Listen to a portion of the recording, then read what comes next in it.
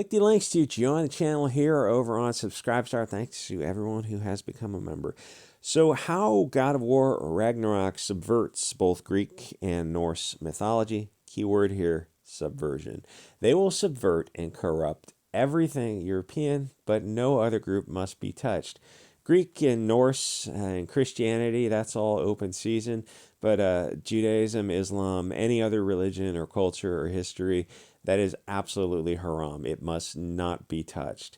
Once you put on the They Live glasses, great movie, and start to see, you can never unsee. It's a one-way rabbit hole. You can't go down the matrix. You can't go back to the matrix. It's sort of interesting that every once in a while people drop hints. Even Vanilla Sky and Eyes Wide Shut was trying to warn us, which is interesting because Tom Cruise was in 2 of those movies, but he's deep into Scientology, which in comparison, Scientology seems like just a almost harmless, honest, pay-to-play cult compared to the matrix that we have right now. Sign me up for the operating thetas and whatnot. I actually can't be a Scientologist because I don't have any money, so I'm in no danger from them giving me the electro test. But I don't. It's like, so you really don't have any money? Yeah, I really don't. Okay. Well, it's been nice talking to you anyway. It's like, what happened to my operating theta test? Don't you need to like regress my past alien lives or something? But I don't knock people having a club and having fun. Scientology isn't perfect, but no group is perfect. Anyway, so Tom Cruise is he's still an interesting character. And what if it comes out years from now that he was some sort of mastermind trying to awaken the cattle? That would be interesting. The movie of Tom Cruise behind the scenes to actually trying to break people out of the real matrix. He was trying to warn people about psychiatry years ago. And back then, I thought he was being a little silly. And L. Ron Hubbard, I've read a bunch of his books when I was kids, very much against psychiatry. Now, in hindsight, I'm starting to understand the issues of an industry that seems designed to keep people coming back. But I'm not saying that I don't trust the science because I'll get a strike on the channel. I trust the science and I love the Antichrist known as Zuckerberg, and I would just love to live in the matrix that he spent $15 billion on. Weird. Anyway, if you're pro-European mythology and history and you want to see it respected, then that's a far-right dog whistle. Okay, challenge accepted. I mean, it's like you're saying that everyone is on the far right now if they love themselves. Except it's only for European stories. Any other group can respect their source material, but subverting and corrupting the European story is just fine with these filthy globalist vermin. I noticed Disney did this with the last Thor movie, which is really hard to get through. Like to watch that movie with anyone who knows, like I don't think you need to know the history of anything. Like you just watch that movie, but step back from it and go like, okay, what are they really portraying here with the scene when they're in the Pantheon and how they portray the gods in the first few minutes of the movie? It's like, how do you think they respect? Do you think they're laughing with you, or are they laughing at you when they do this? And do you think they do it to any other group? In fact, just for poops and giggles, try to reimagine it with some other religious groups in there. See how well that would go over. And then you look at this stuff and you get this sick feeling. You start to hate the people at Disney and you start to hate all this stuff. And you look at these people like, oh, I can't watch any of this stuff anymore. Like this is all over. Once you see it, and you'll never, ever unsee it. You'll never be able to watch this stuff again.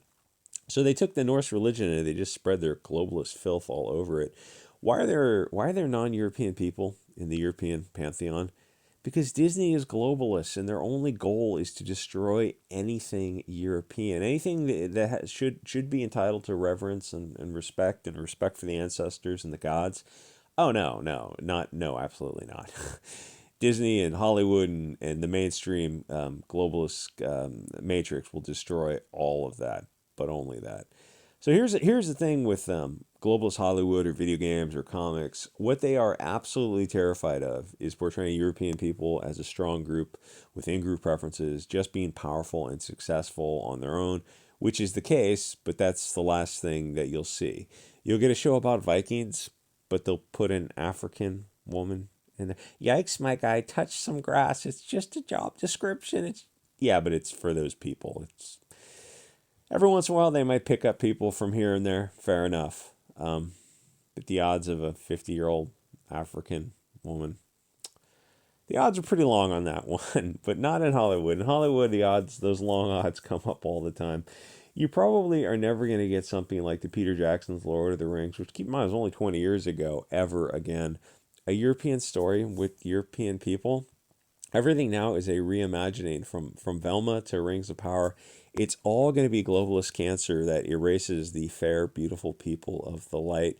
Even in Disney, you had, was it Heimdall, who guarded the Rainbow Bridge, who I think in the mythology is portrayed as a brilliant, shining white light, and he's played by an African actor. Think how insanely disrespectful that is to the Norse. I mean, that's so on the nose. It's touching the brain when they do that kind of stuff. Like, obviously, when they say they're laughing at you, it's like these are the most evil people on earth when they come up with that. It's like, here's how we'll subvert and corrupt the shining white light. Well, we'll have them played by this actor and disrespect the Norse people. Because Disney's globalist. That's part of the Bolshevik humiliation ritual of a conquered people. They hate you enough to do something so blasphemous. Would they do it to any other religion or group of people? No. Only to the Europeans, because up until recently, we haven't had platforms to discuss this anti-European hatred. Now we do, and they call it review bombing when they don't get their way. But a lot of stuff slips through people's awareness because they don't know the true mythology of Greek or Scandinavian people. So they see the Disney stuff and they just accept that there are Africans in the Norse pantheon. Yet, oddly enough, they don't put Swedes and whatever's in the African pantheon. Wakanda doesn't have a bunch of blonde-haired, blue-eyed guys in it. Doesn't have a bunch of Chinese guys in it. It's like, gee, Wakanda, don't you guys value diversity? Oh, no, this is just for the African people of Wakanda, or at least the African-American people, because, like, they don't actually look like African from the continent. They look like what they are, mostly African American actors. But don't you want to put some Europeans and some Asians in there to really, flesh out the diversity? Don't you guys isn't diversity your strength? Apparently, it's a one-way street. It's our strength, but it's not their strength. I'm not quite sure how that works because most of the good stories that they model after are written by us. So something's not adding up there. Anyway, so the point of all these videos is that if you don't advocate for respect for the European story and mythology, then globalist Disney and video game companies will destroy them.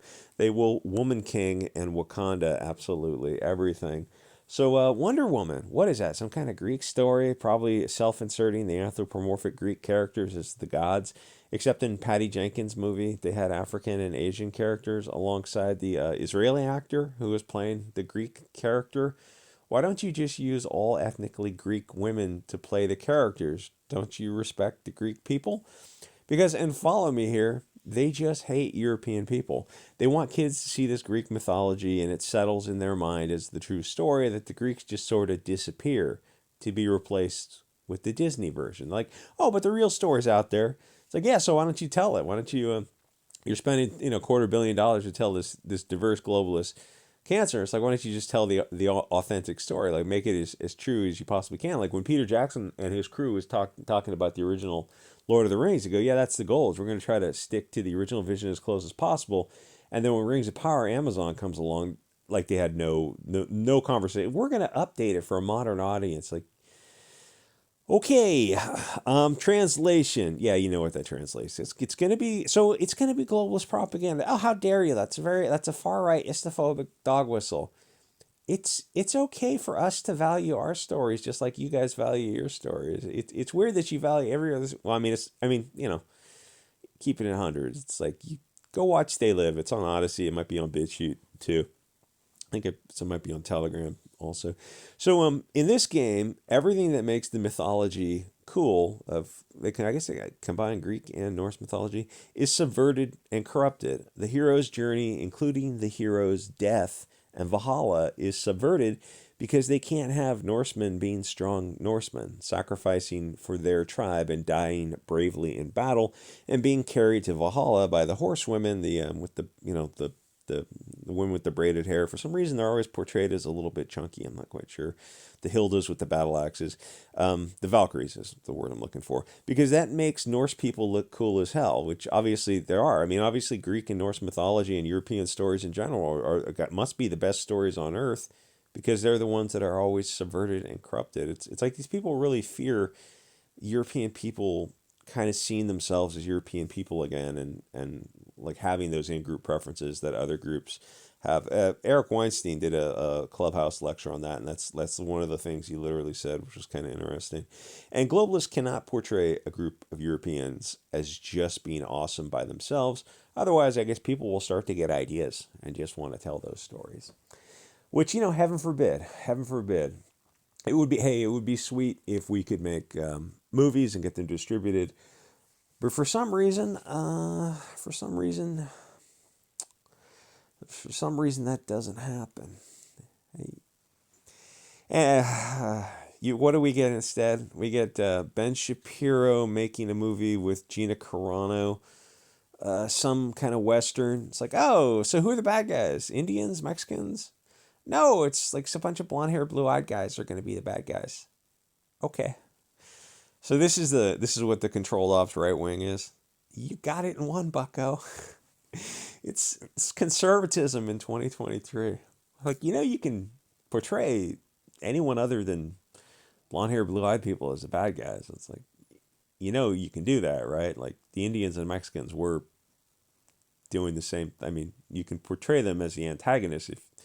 No, we're not going to do that. Then what's the point of making? So this is just a left-wing movie, but it's made by Shapiro's production company. What's the point in any of this? Anyway, like, comment, subscribe. I'll see you guys all next episode.